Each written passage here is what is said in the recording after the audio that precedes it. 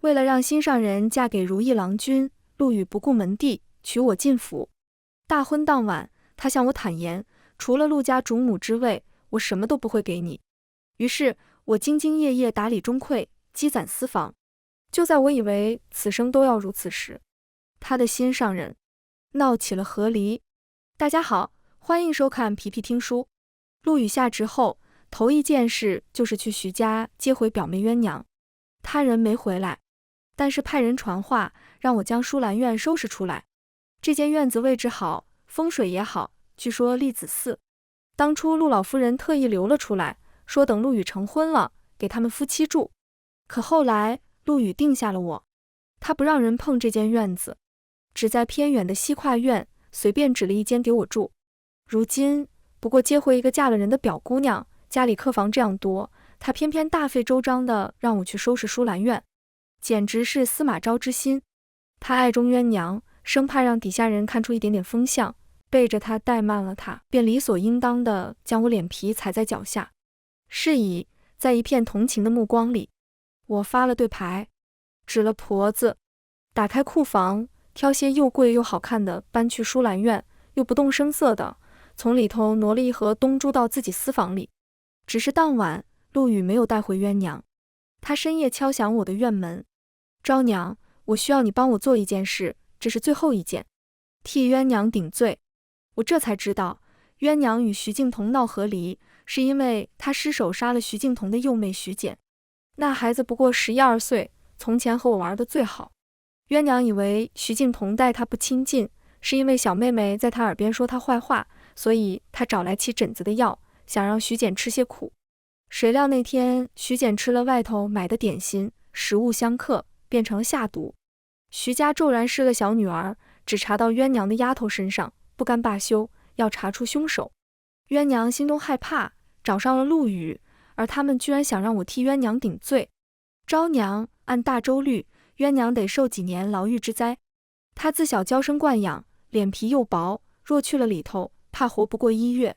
你若替她，最多3年。我会使人将你捞出来，届时陆府仍有你一隅之地。昏暗烛光遮不住陆羽焦急的视线，我奇怪的抬眸看他。陆羽，你这样有手腕，能跟我和离吗？能给我父亲或者兄长谋个2品官吗？什么？他不解。你既然让我替鸳鸯受过，那自然得给我好处，这样大的事，我想也只有放我自由，让我父兄升官才值得我冒险，不然我凭什么答应呢？陆羽大抵没想到我会拒绝，他沉了脸色，看我许久，动了动唇瓣，最后什么都没说，拂袖而去。这一夜我辗转反侧，所有人都说能嫁陆羽是我高攀了，毕竟他13岁中举，16岁登科，被天子钦点为探花郎，一身红衣打马游街，让多少女儿家倾心。陆家那样清贵，挑儿媳妇挑花了眼，怎么看也挑不到我头上。我只是5品武将家的次女，又有一个青梅竹马的未婚夫徐敬同。可偏偏鸳鸯看上了徐敬同，闹着非他不嫁。陆羽为了成全他，于是请旨娶了我。一来他求来赐婚圣旨，我和徐敬同的婚事自然作废；二来他将我放在眼皮子底下，免得我嫁给乱七八糟的人，婚后还能和徐敬同眉来眼去，惹得鸳鸯心烦。就这样，我在外人艳羡的目光里嫁给陆羽。大婚当晚，他向我坦言，我已有意中人，所以不会碰你，我也不会爱你，不会给你孩子，除了陆家主母之位，我什么都不会给你。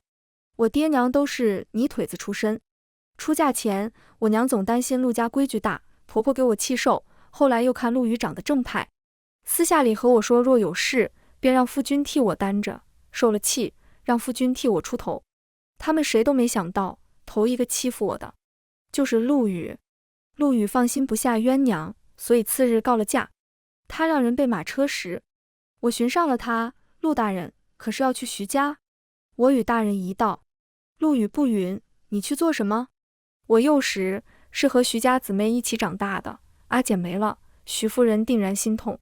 我去徐家，一来送阿简最后一程，全了姐妹情谊；二来宽慰徐夫人，平息徐家的怒火，免得鸳鸯吃了徐家的苦。日光下，我脊背挺直，满脸坦荡，任由陆羽打量。他想了想，便让我上了他的马车。马车辚辚，我和陆羽相对无言。他不会问我是否回心转意，愿意顶罪，我也不会问他要拿冤娘怎么办。实际上，用嘴问出来的东西都是没用的。昨日，冤娘对着他哭得可怜，陆羽绝非急昏了头，要送我顶罪。若真要人顶罪，肯定是拿冤娘身边的嬷嬷最方便。他一家身契都在冤娘手上，知晓利害关系，替了主子这一回，往后一家老小都有指望。可这件事是冤娘想拖我下水呢？陆羽定然不会帮我。等下了诏狱，我吃不了苦，肯定会屈打成招，认了罪，我却不服。所以今日我得跟着陆羽去徐家，见招拆招。临下马车前，陆羽突然攥住了我的手腕。大人，若让我知道你对冤娘有半点不利，休怪我无情。我看着陆羽，看着他凌厉的眉眼，突然笑了。这就是我的夫君，旁人都说他风流恣意，说我修了8辈子的福气才嫁给他。可这样的人，一颗七窍玲珑心全系在了旁的姑娘身上。我垂下眼，从他掌心抽出手。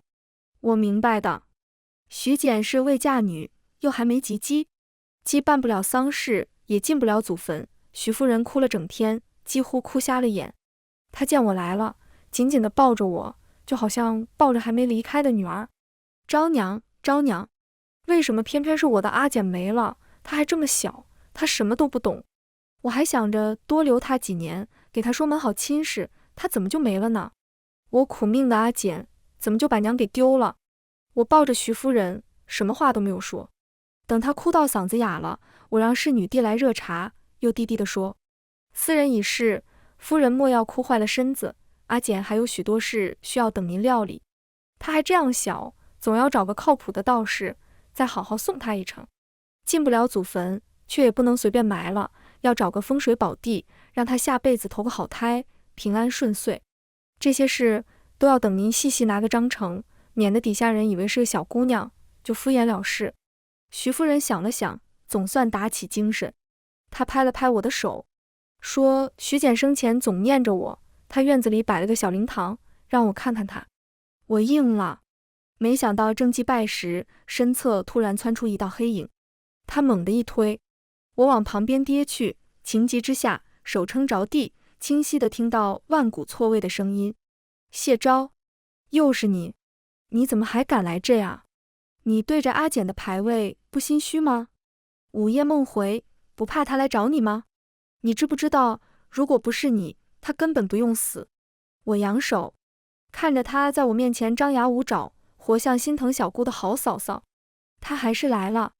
冤娘，从前我是不知道陆羽的心上人是冤娘的，毕竟他们家世相近，青梅竹马，若有意，两家肯定早早的一亲，等孩子们到了年纪就成婚。我只以为陆羽看中的姑娘家世比我还低，上不得台面，他为了好拿捏，才千挑万选挑中了我。直到冤娘成婚，我去给她添妆，无意间看到陆羽的目光，那样柔情似水，只对着冤娘一人，我就什么都明白过来了。陆羽娶我，只是为了成全他。是以，看到冤娘眼中隐隐得意，我心里很烦，站起来避开了他想扇在我面上的巴掌，冷眼看他。冤娘，东西不能乱吃，话也不能乱说。我与阿简情同姐妹，若他在天有灵，我盼他入我梦中，告诉我究竟是何人害他至此。天上地下，我定让人给他偿命。谢昭，你还敢狡辩？你知不知道？冤娘还想再说什么，而徐简就死在他手上。我抬手只想狠狠地揍他一顿，但陆羽匆匆赶来，他这个为人夫君的挡在了旁人妻子面前，目光看向我，如同利剑一般。昭娘，你答应过我。我厌烦，是冤娘泼我脏水，推倒我在先，我不过自保而已。什么时候受害的人连还手都不允了？昭娘，他不可以。陆羽抿唇看我，往前一步，掐住我手腕，掐在挫骨处。我疼得泪水一出，疼得脑中清醒，用指甲抠进陆羽虎口，可他却不肯放手，反而用比往常更冰冷的目光看我。直到院外有匆匆的脚步声传来，陆羽用训斥的口吻继续说道：昭娘，看在你昨日诚心认错的份上，待会儿我会劝徐家从轻计较。若你今日再伤鸳鸯，纵使我也没脸再为你说话了。陆羽读了这么多年书，他在官场纵横，却拿这种手段对付我。君为臣纲，夫为妻纲。他这个为人丈夫的，要代妻认错，愿意大义灭亲，旁人不会觉得我被冤枉，只会觉得陆羽刚正不阿。我指甲几乎掐进他的皮肉里。于是在徐家人跨进院门时，我突然指着鸳鸯身后的嬷嬷大喝道：来人，把这个刁奴给我拿下！夫人，天理昭昭，我知晓是谁对阿简动手了。来徐府后，我宽慰徐夫人一场，她本就偏向我，听我这样一说，便让人将那个嬷嬷拿下。在她细问时，我让她将相关的下人都带去花厅，关上门一个个审。徐夫人去了，而鸳鸯脸上一慌，拉住陆羽：阿羽哥哥，我害怕。莫怕，有哥哥在，不会让你出事的，大不了就和离，跟哥哥回陆家。说罢，陆羽又来看我，他目光沉沉。昭娘，这种小聪明毫无用处，你以为徐家没有审过他们吗？那又怎样？徐家审不出来，就由大理寺审，大理寺审不出来，就让刑部审，总不会让人枉死。毕竟从最开始，我要的就不是指认凶手。陆羽想替我认罪，那我便祸水东引，先把鸳鸯攀扯进来，等事情越闹越大，最后就不是他陆羽能收场的了。陆羽也想到了这点，是以他居高临下的看着我，咬牙切齿：谢昭，你真是好得很。徐简这事最后还是被轻轻的放下了。嬷嬷自认了罪，说只想给有口角的丫头一个教训，不成想害了徐简，她没脸活着，也没脸再待在鸳鸯身边的伺候了，最后一头碰死。徐家也没再深究，说到底家里不止徐简一个孩子，平日在宠爱，如今人也死了，他上头还有兄姐要一亲，闹大了又能找到什么好亲家呢？只有鸳鸯。经这件事后，徐敬彤待他更冷淡了，陆羽每日都会让人送东西去徐家，免得错过鸳鸯的消息。我突然想到陆羽那天和鸳鸯说，大不了和离了回陆家待着，若是他想迎鸳鸯进门，那我是不是也能离开陆家了？其实大婚当晚，陆羽向我坦言后，我就和他提过和离。我家是低，但爹娘恩爱，兄嫂和睦，我也想要知冷知热的男人，并不想把日子过成这样。但陆羽只冷笑，天子赐婚，从没有和离，只有丧偶。如今等鸳鸯和离，他定然舍不得他给人做小，更不会看着他二嫁给乱七八糟的男人。他想想办法，便是天子赐婚，也有和离的可能。陆羽大抵和我想到一处了。7/7/49日，徐家做水陆道场那晚，他来了我房中。昭娘，这下你满意了？我一头雾水，也不知道外面发生了什么，拿捏着同陆羽开口：大人，我知道你当初娶我，并不是心悦我，而是因为鸳鸯。所以这些年你待我不好，你偏向他，我都不曾说过什么。陆羽抬了抬眼皮：你在怨我？大人，我没有这个意思，只是今后鸳鸯在徐家处境艰难，大人定然心里舍不下她。昭娘甘愿下堂，不让大人难做，待你我和离，我定会远远的离京，免得让鸳鸯心烦。飘摇烛火下，陆羽起身走至我面前，站定。他用力捏住我下颌：昭娘，你还没有和我谈条件的资格。当初娶你不过是顺手而为，若要解决你，何必要和离呢？杀了你岂不是更方便？陆羽声音压得很低又很沉，他掌心下移，掐在我脖颈，慢慢的用力，慢慢的收紧，直到我眼前发黑，喘不过气，他才发了那么一点善心，松开了手。这一刻，他是真的对我起了杀心。我起身欲跑，但眼前天旋地转，陆羽突然抱着我滚上了美人榻。任我再怎么想，也没想到事情会发展到这一步。陆羽束着我一双手，撕扯开了我的衣裳，我浑身因为恐惧而颤抖。陆羽，别这样，你说过的，你有意中人，所以不会碰我。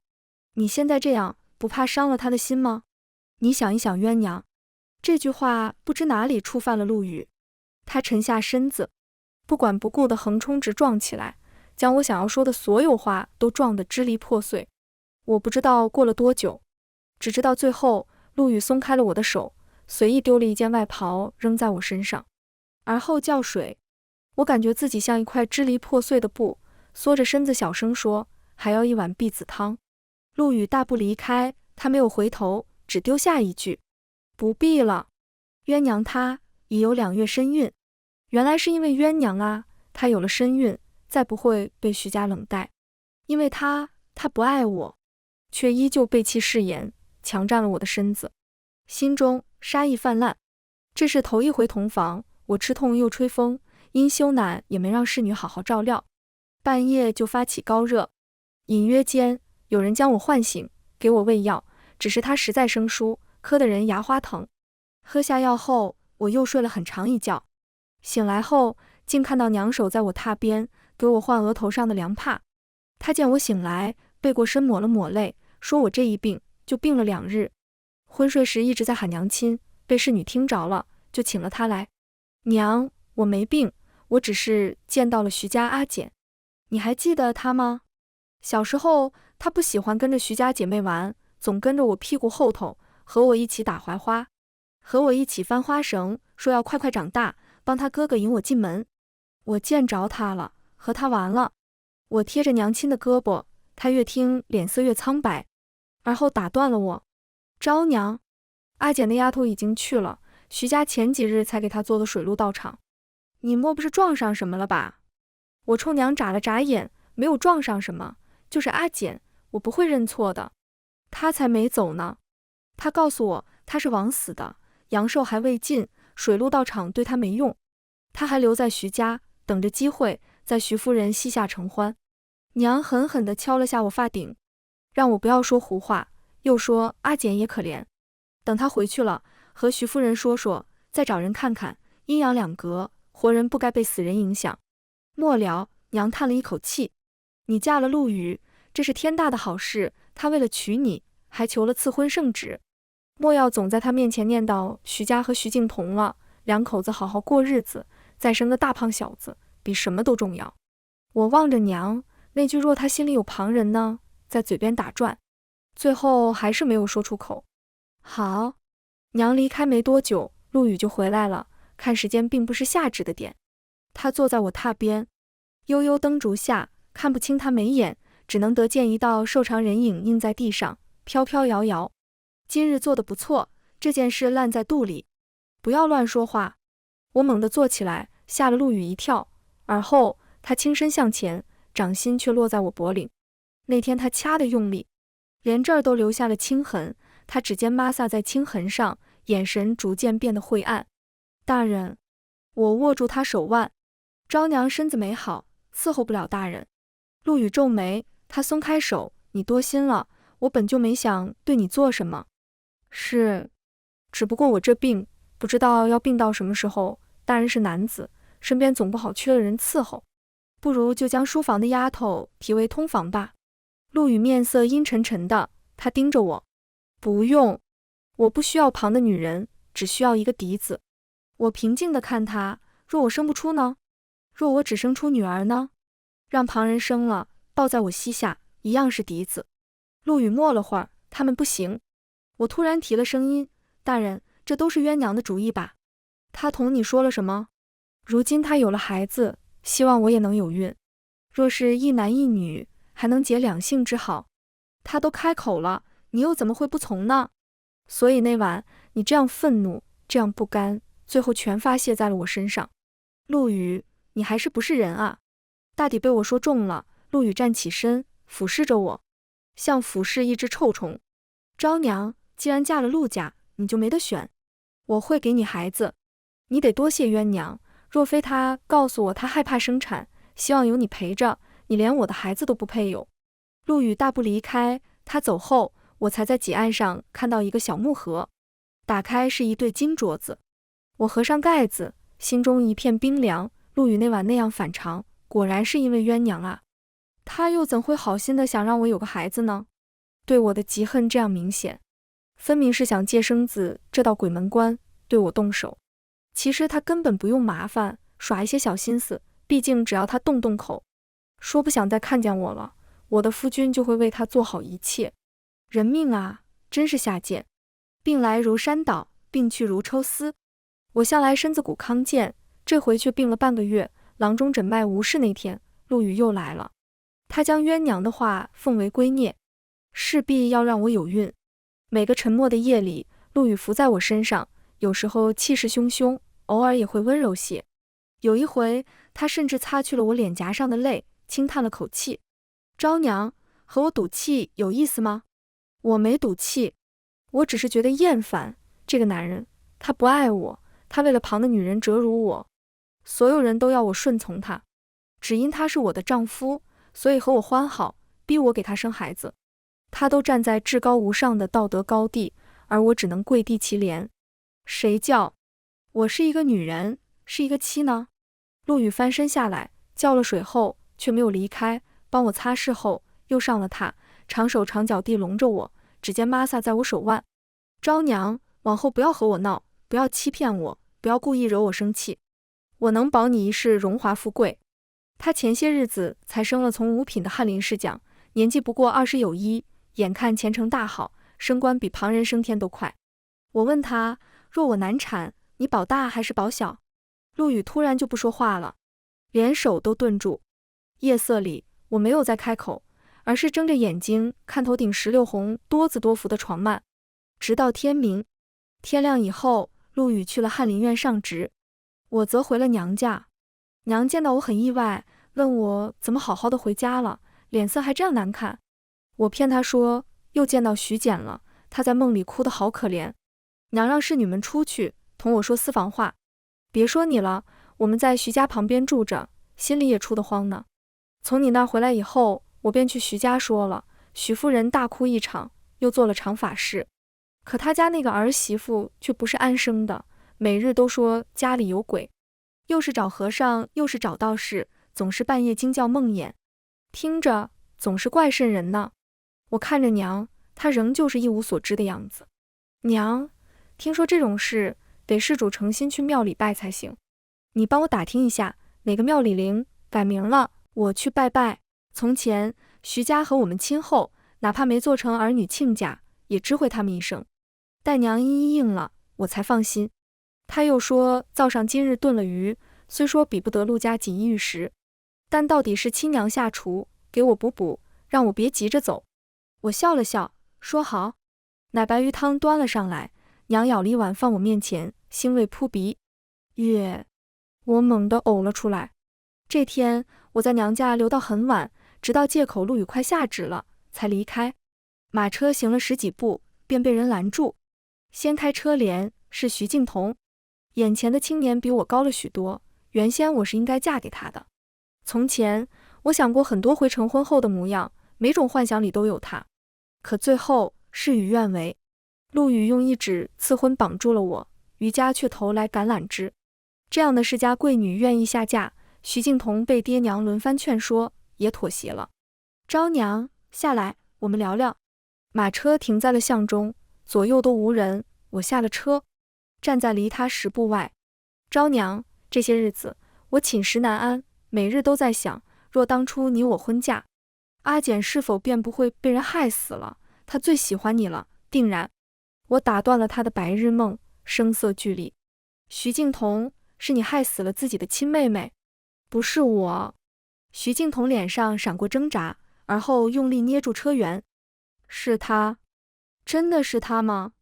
他只是最后动了手，可你徐敬同才是让他动手的原因呀。你娶了他，就应该好好待他，你不能想了余家好处，动了人家的身子，却在他面前对另一个女人念念不忘。是你一步一步逼他，逼得他理智全无，逼得他走向绝境，最后却说他是一个疯妇。陆羽是这样，徐敬同也是这样。上京就这样大，每一次相会，我的夫君深情的凝望鸳娘时，徐敬同也在一口一个昭娘的叫我。他每一次越过鸳娘给我敬酒，每一次在小妹妹面前提到若非昭娘，都在利用鸳娘的手将我推向火坑。徐敬同脸色苍白，他张了张嘴，最后却什么都没有说出来。我转身上了马车。徐敬同，你若有愧，便帮我做一件事，不伤人性命。小教训，今日大抵是不适合出门的，才出了巷子，便见陆羽。他和徐敬同2个人，一人在巷头，一人在巷尾，倒将我堵在中间。我只当没看见，让车夫从他身边走过。可陆羽看见了我，他骑着马，很慢很慢地跟在马车边，直到一同回府，又跟着我进了院子，进了房，沉默地坐在几案旁。下回不准见他了。我不解，大人去见鸳鸯，我从不多说过一句话，怎到我头上，大人就不允了？陆羽冷笑，你从不智慧，是因为你不在乎，你眼里没有我。不管我去见谁，你都无所谓。我不允。大人不允，难道是在乎我吗？室内突然沉默起来，陆羽脸色变得古怪。怎么可能？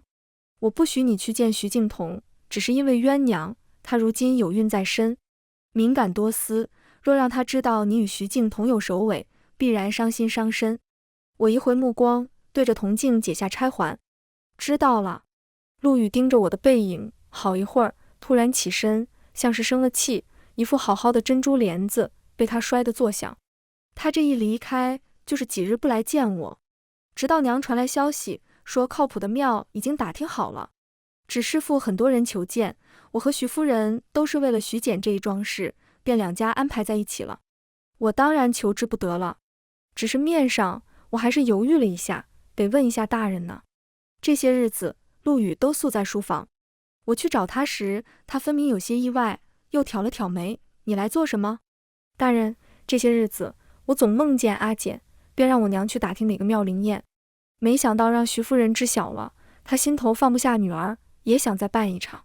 指着师傅难见，又见我与徐家求的是一回事，便将2家安排在了一起。徐敬同他是个孝子，那日定然是要陪徐夫人一道的，大人不许我见他，便请大人陪我一同去吧。陆羽没有立刻答应，他说3日后给我答复，我便原话告诉了侍女。3日后，陆羽允了，我又派人传话给了娘。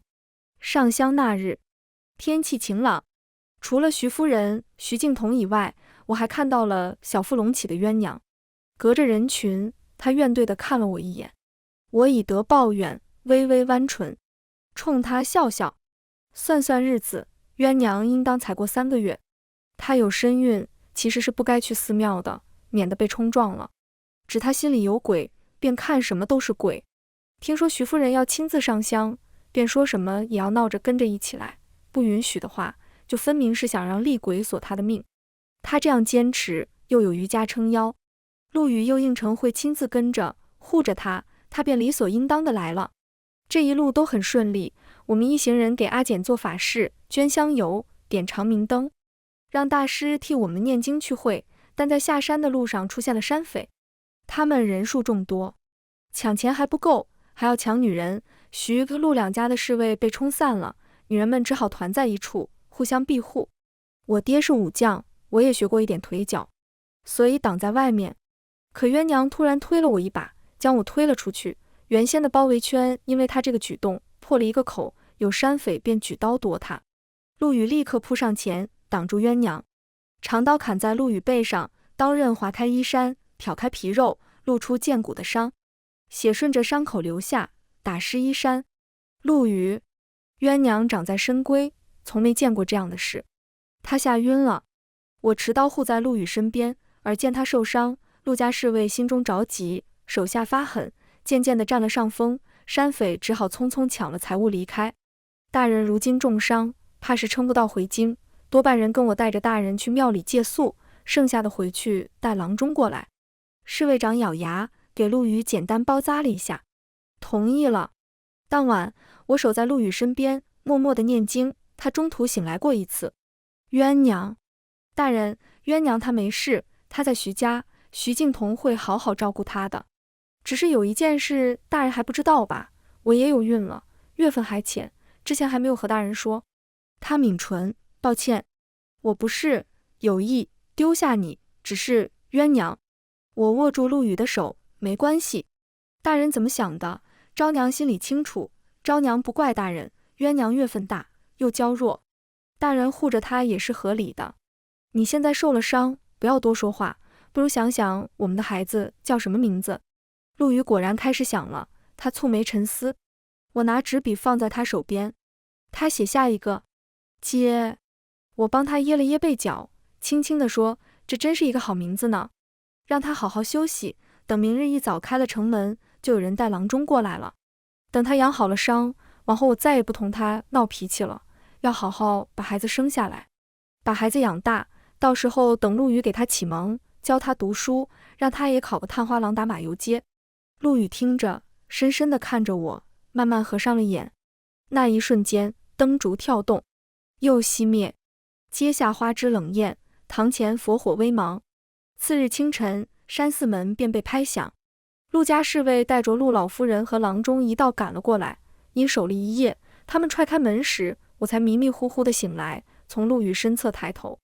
郎中走近，颤颤巍巍地将手放在陆羽鼻下，又捏住他的手腕把脉，半晌，突然跪在陆老夫人面前，老夫人，陆大人已经去世了。